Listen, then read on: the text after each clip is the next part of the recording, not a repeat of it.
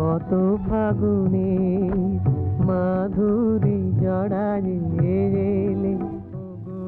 অভিসারিণী, কত ফাগুনে মাধুরী জড়াইলে অভিসারিণী। কে বলে তোমায় পারিনি চিনিতে পারিনি, কত ফাগুনে মাধুরী জড়াইলে অভিসারিণী।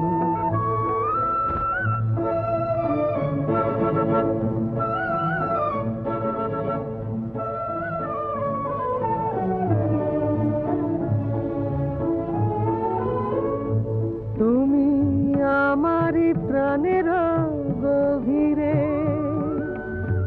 জাগালে নীরব কবিরে, তুমি আমারি প্রাণের গভীরে জাগালে নীরব কবিরে। অলখ বাঁধনে বাঁধিতে আমায়, অলখ বাঁধনে বাঁধিতে আমায় এলে গো মনোহারিণী।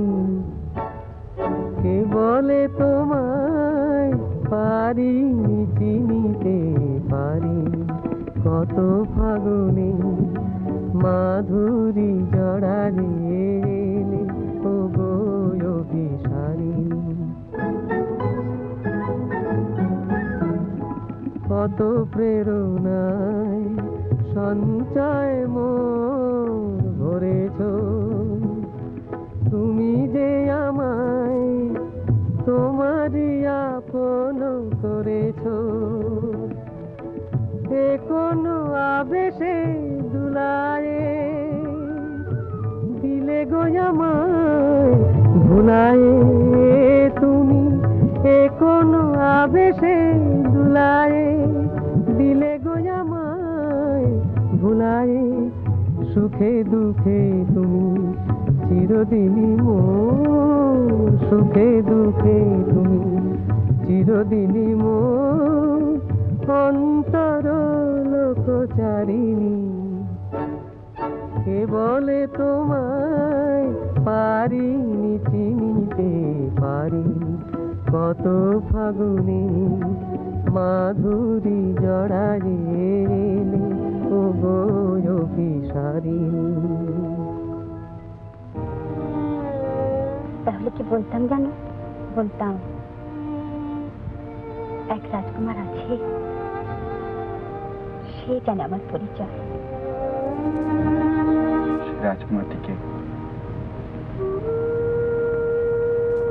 কেন তুমি?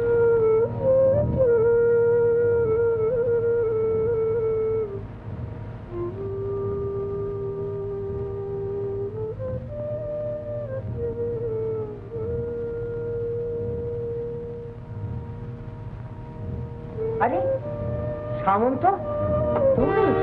এসো এসো বাবা, এসো এসো এসো এসো।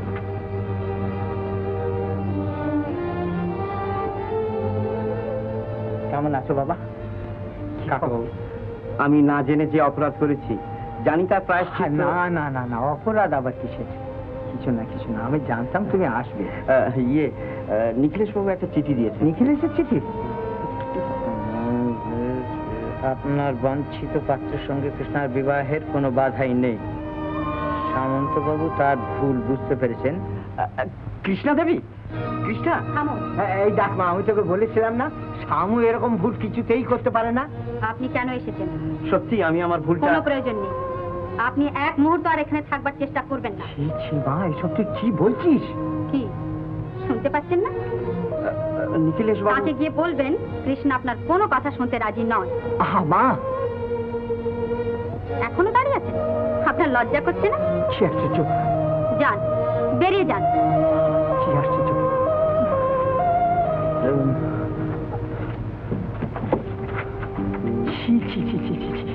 আচ্ছা মা, একজন ভদ্রলোককে এইভাবে অপমান করা উচিত হলো?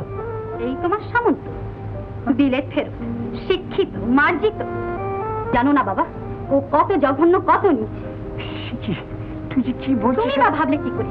যে ছেলে তোমায় একদিন অপমান করেছিল, তোমার প্রতিশ্রুতি ভেঙে দিয়েছিল, তাকে আমি বিয়ে করব? আহা, এতে ওর অপরাধ কোথায় ছিল বল? ওর অভিভাবক যদি বিয়ে দিতে রাজি না হয়। ও ছেলে মানুষ, তোমায় যা বুঝিয়েছে তুমি তাই বুঝেছো। কিন্তু মা, এই দেখ না, নিখিলেশ ওর হয়ে লিখেছে, সেও কি এত বড় একটা ভুল করবে? নিখিলেশ বাবু আমার অনেক, আর কেন করেছেন আজ বুঝতে আমার মোটেই অসুবিধা হচ্ছে না। কিন্তু সব জেনে শুনেও তিনি আমার সামন্তর হাতে তুলে দিতে চাইছেন। আমি তো তার কোনো ক্ষতি করিনি। কোথায় যাচ্ছিস? কি হলো? কি হলো তো? তুই আমার বলবি তো কি হলো? কোথায় যাচ্ছিস তুই? কলকাতায় যাচ্ছি, শুধু এটুকু জেনে আসতে আমার জীবনকে এমনি ভাবে নষ্ট করার কি অধিকার আছে নিখিলেশ বাবুর? ওরে চলে গেল, চলে গেল, তুমি কিছু বললে না? কি হলো তোমার? ওকে চলে গেল। ওকে যেতে দাও, বাধা দিয়ে কোনো লাভ নেই।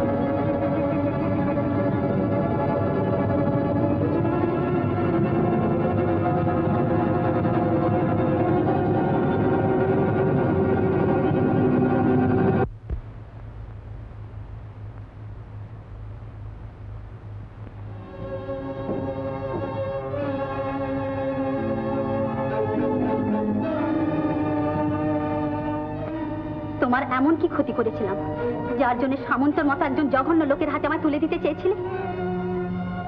সামন্ত জঘন্য? জেনে শুনে আমার ভবিষ্যৎকে নষ্ট করতে তোমার এতটুকু বাধে? তুমি কি বলছো কৃষ্ণ? আমি তো কিছু বুঝতে পারছি না। কোনোদিনই বুঝতে পারোনি, কিন্তু তোমার খেয়াল খুশির ওপর আমি নিজেকে ছেড়ে দিতে পারি না। সামন্ত আমার বাঞ্ছিত পাত্র নয়, রাজনারায়ণ বাবু। আর সেটা জেনে শুনেই তুমি বাবাকে সাহায্য করেছিলে। কি বলতে চাও পরিষ্কার করে বলো। আরো পরিষ্কার করে বলতে হবে, যে লোক দিনের পর দিন জঘন্য জীবন যাপন করে, মেয়েদের সামান্য সম্মানটুকু দিতে জানে না, তার পরিচয় আরো পরিষ্কার করে দিতে হবে।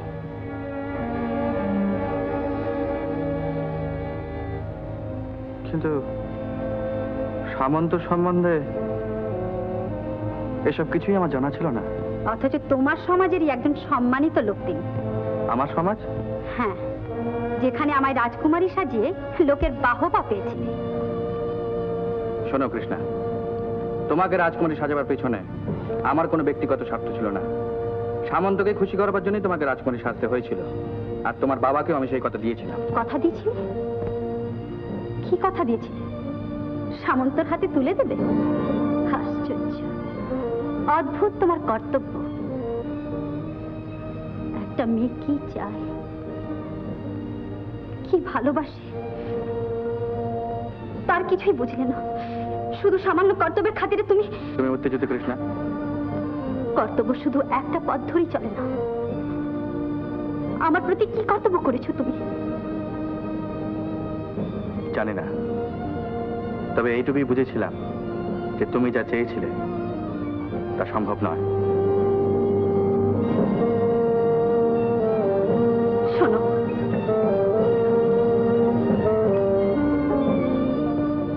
তুমি শিল্পী, শুধু মানুষের ছবি আঁকলেই আর মূর্তি গড়লেই হয় না, তার মধ্যে জীবনের স্পন্দন থাকা চাই। যেখানে প্রাণে সেখানে সব মিথ্যে, আর তুমি সেই মিথ্যেটাকেই আঁকড়ে ধরে থাকতে চাও। কিন্তু আমি তা কিছুতেই হতে দেবো না।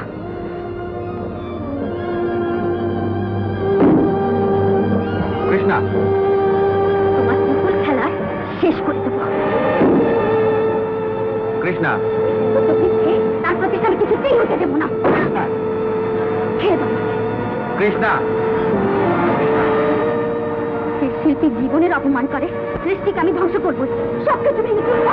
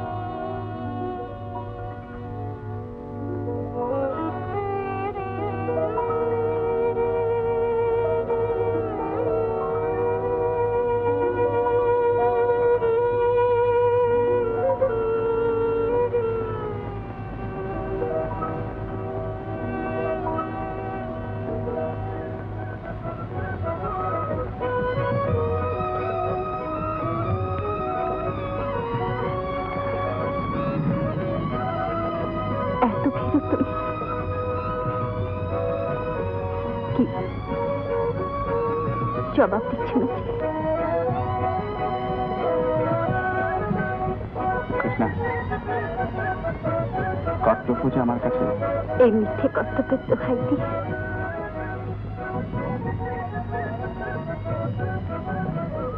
আজও তুমি আমার দিক থেকে মুখ ফিরিয়ে থাকবে?